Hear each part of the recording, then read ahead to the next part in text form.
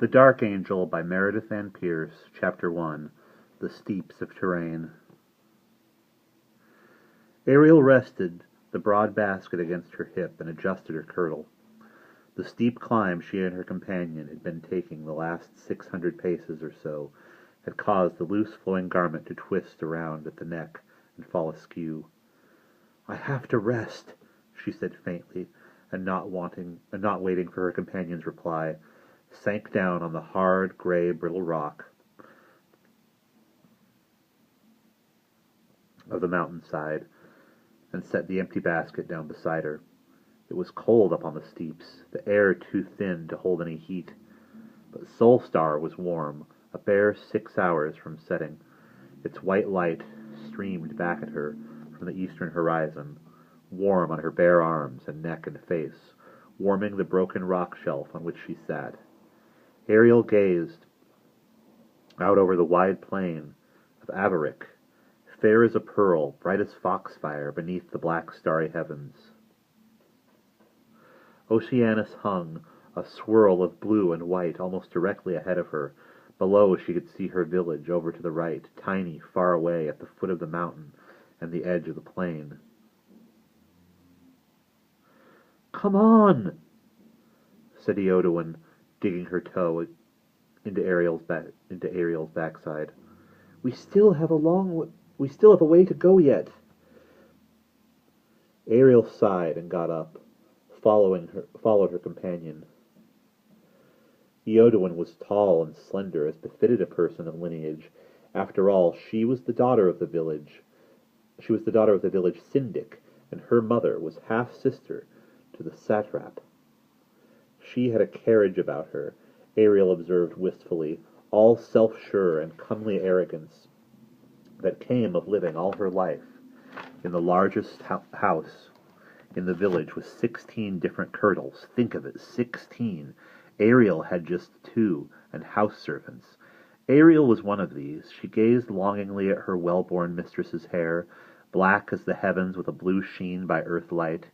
Teodoan's skin, pale and blue as breast milk, had a subtle radiance that gleamed even in shadow, but Ariel, slighter than her companion by a head, was boy-shaped still, her skin deeper shaded, a wan rose tan that even bleaching with lightning weed could not expunge, and her hair, thinner and finer than Teodoan's, was silvery yellow, pretty enough by daylight or lamplight, but it took on a hideous greenish cast, like unripe figs by earthshine. Ariel sighed and scrambled up the slope after Teodoan, admiring the other's long-limbed stride, envying, but hopelessly, the unconscious ease with which the syndic's daughter held her basket slung over her back like a cloak. Ariel knew that even when she herself began blooming into maidenhood, as Teodoan was blooming now, even then she could never hope to match her mistress's proud grace. After another 100 paces, Ariel said, "We're getting awfully high." Without turning around, her companion answered, "The summit's not much farther." "I can't see the village any more," said Ariel. It was true. The turn they had just taken had led them around the mountain's face a few degrees.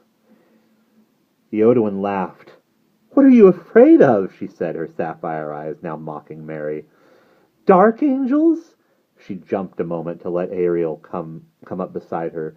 "You really don't believe the old cradle tale Bomba was telling us," said Teodoan. You really do believe that old cradle tale Bomba was telling us," said Teodoan, "don't you?"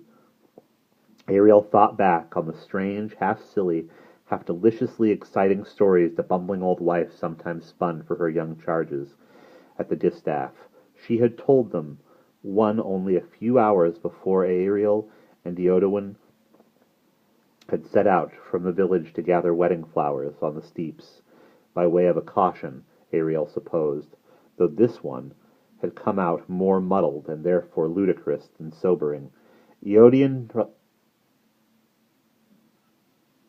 Teodoan dropped her basket to the ground. Ariel watched as she hunched her shoulders and screwed up her face in an imitation of the old nurse's features. "The wraiths," she whispered as if toothless. "The wraiths that roam the mountains. snatching bodies, causing landslides, believe me. She wagged one claw finger at Ariel. Believe me, girl, I've seen them. Don't go up high in those steeps, or you'll regret it. If you live to regret it. Ariel bit her lip to suppress a smile. Teodoan always reduced her to helpless mirth. And the vampires! Teodoan railed. The Ikari, dozens of black wings and the faces of demons. One look'll turn you to stone, and then where'll you run, girl?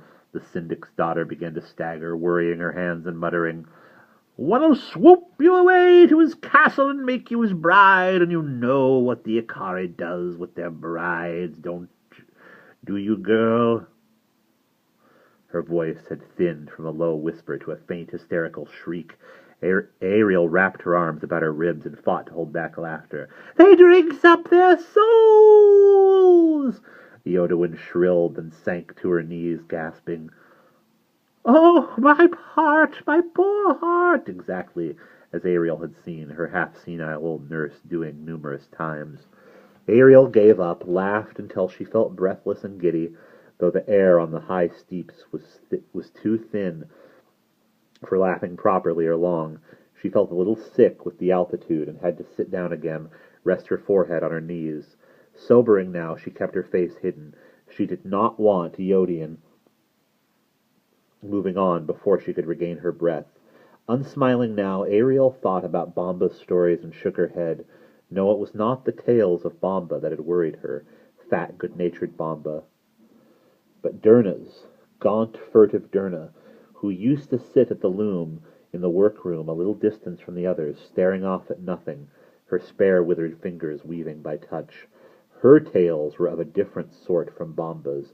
Derna whispered of Dracs and witches and gargoyles and specters, horrifying tales of death by drowning. Teodoan always laughed at them as she did at Bomba's simple-minded fables, but they made Ariel shudder. Derna never got muddled in her tellings. She spoke as if she knew. Ariel raised her head from her knees. Teodoan had risen and shaken off her guise. Pulling a few black strands of hair from her large, clear blue eyes, she kicked her basket deftly downhill toward Ariel, then nodded for her bondservant to follow as she strode gracefully up the path. Ariel sighed shortly, collecting her mistress's basket along with her own, wished she had a servant to caddy for her whenever she grew tired of carrying. Cheer up, Worrywinkle, Teodoan cried over one shoulder. What vampire would want you? Ariel shook the frown from her face. It's not just that, she began, starting after her companion and tripping. Balancing on the steep slope while clutching a basket in each hand was proving difficult.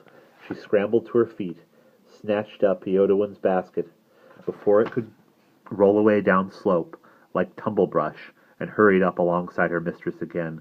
It's just that the sun will be down in a few hours, and— 6! cried Teodoan, laughing. We have plenty of time before nightshade.